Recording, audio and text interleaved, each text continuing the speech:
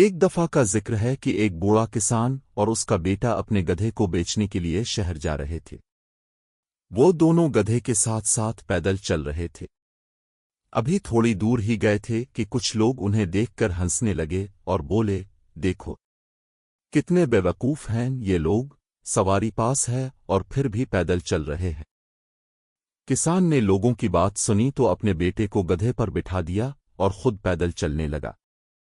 کچھ آگے گئے تو ایک گروہ ملا جس نے کہا، آج کل کے بچے کتنے نافرمان ہیں، خود آرام سے بیٹھا ہے اور بوڑھا باپ پیدل چل رہا ہے۔ یہ سن کر کسان نے بیٹے کو اتارا اور خود سوار ہو گیا۔